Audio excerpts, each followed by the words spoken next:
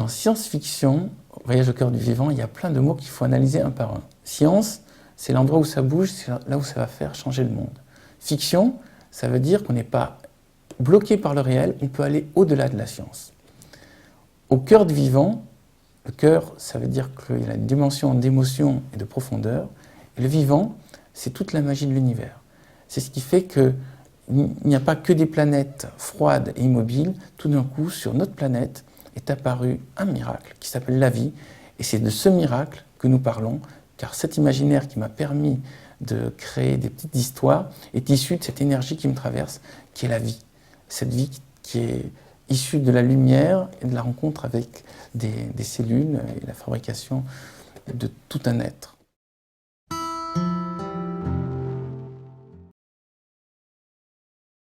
Ce qui m'a plu, c'est le faire d'un trait et de laisser tout de suite mon imagination galoper. Avec une idée, arriver à introduire de l'humour et trouver une perspective, c'est-à-dire que ce qu'on voit de l'image n'est juste qu'un extrait d'un film. Donc j'essayais juste de trouver le petit texte qui va donner tout le film. Ça, c'est un exercice très agréable et très intéressant parce que ça oblige un peu à surpasser son imaginaire. Jules Verne, pour moi, c'est l'initiateur. Jules Verne, c'est l'être qui m'a donné envie de voyager très très loin juste en ouvrant un livre. Et c'est aussi celui qui m'a appris que juste avec des mots, on pouvait faire exploser toutes les frontières. Donc ça me semblait logique, quand on m'a proposé le sujet science-fiction au cœur du vivant, d'entrer dedans et de créer ce dialogue entre cet auteur du passé et moi, auteur du présent.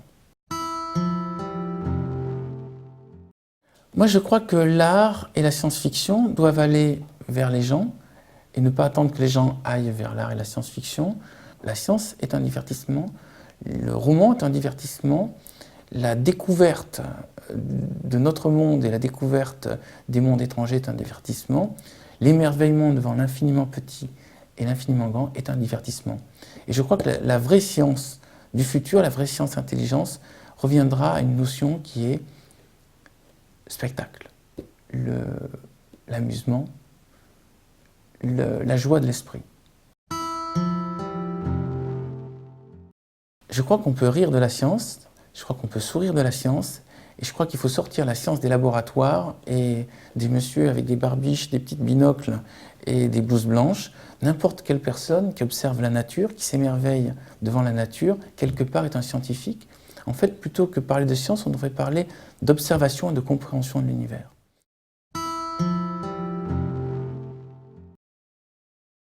La science n'est pas maladie, la science n'est pas mal à dire, la science n'est pas un lieu fermé, la science est un lieu ouvert. Et je crois que la science est un lieu de joie et d'intelligence. Une personne qui se pose des questions sur l'univers dans lequel il vit, sur l'univers intérieur, l'univers extérieur, c'est une personne qui ne va pas être obnubilée par les petits problèmes communs, mais qui va être capable d'avoir une perspective. Et c'est ça l'intérêt de la science-fiction, c'est ça l'intérêt de la science, offrir des perspectives pour que les gens ne soient pas juste en train de voir à quelques mètres devant eux et de penser tous pareil, de parler tous pareil, et juste ne faire que commenter les actualités du journal de 20 heures.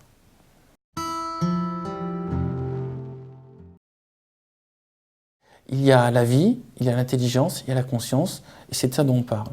La science éveille la conscience, la fiction éveille la conscience, et j'espère que cette exposition donnera envie aux gens qui voient ces images d'inventer leur propre texte, leur propre histoire, leur propre perspective, et d'inventer de nouveaux horizons. Car c'est à ça aussi que servent les romans, c'est à ça que sert la science, voir plus loin dans une distance éloignée, voir plus loin à l'intérieur. Dans mes images préférées, il y a celle-ci, qui m'a rappelé une de mes nouvelles, qui est dans Paradis sur mesure, et qui s'appelait « Et l'on pendra tous les pollueurs ». Et on voyait des gens qui revenaient, pour ne plus polluer, à des dirigeables propulsés par des hélices. J'ai bien aimé aussi celle-ci. Celle-ci parce que c'est l'une des rares où il y a une histoire d'amour. On voit un homme qui est en train de sauver une femme, et on peut imaginer que ces deux personnes vont après faire un couple. Enfin, moi j'aime à l'imaginer comme ça. Donc je me suis basé sur quelque chose comme une rencontre par Internet qui aurait créé des petits soucis, mais le monsieur sauve la jeune femme, donc tout va bien. Celui-là aussi m'a beaucoup fait rire parce que dès que j'ai vu les images, j'ai pensé à un Mikado géant. J'ai imaginé quelqu'un coincé dans un Mikado. Pour moi, c'était automatiquement une sorte de Champollion moderne en train de découvrir un message secret et tentant de le décrypter.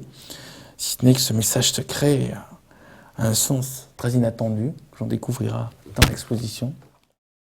J'étais très étonné de voir qu'entre la première image que j'ai vue et la dernière, j'ai écrit en continu à toute vitesse.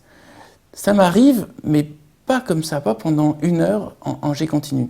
Et ça venait vraiment de la joie de faire cet exercice et de la facilité à donner une dimension autre à ce que je voyais. J'étais étonné de la rapidité avec laquelle j'écrivais et j'ai envie de dire on devrait proposer à tout le monde ou à tous les jeunes de faire la même expérience afin qu'ils voient eux-mêmes comme c'est agréable de créer, comme c'est agréable de créer à partir de la science.